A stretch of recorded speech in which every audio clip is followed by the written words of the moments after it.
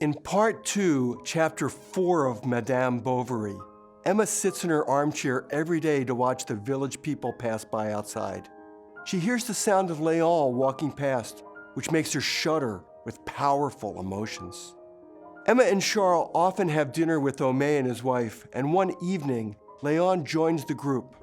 Léon and Emma seclude themselves in a corner and read poetry to each other, then continue conversing in front of the fire after the others fall asleep. Léon agonizes over how to tell Emma about his feelings of love for her, while Emma tries not to think about whether or not she loves Léon.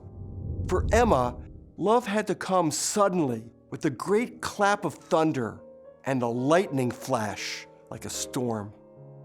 In Part 2, Chapter 5 of Madame Bovary, Charles, Emma, Homais, and Léon visit a flax mill being built nearby. Emma observes Charles and Léon side by side and notes how repulsed she is by Charles, but how beautiful she finds Léon. Later that night, it dawns on her that Léon might be in love with her.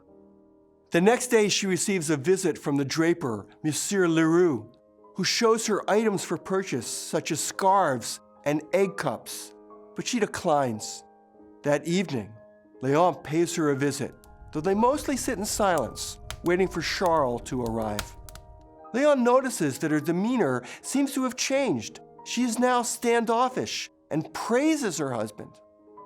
As a matter of fact, Emma becomes more attentive to Charles and the household, but her demeanor concealed a heart in turmoil, as she is indeed in love with Léon. Yet she would prefer to be alone with her fantasies of him, as the actual sight of him upsets her.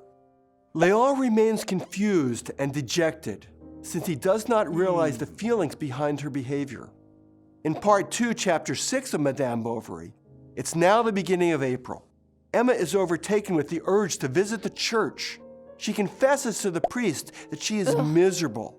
The priest reminds her that humans are born to suffer, and asks what her husband, as a doctor, thinks about her condition. Emma leaves more distressed than ever. When she returns home, little Berthe reaches for her, but Emma rebuffs her.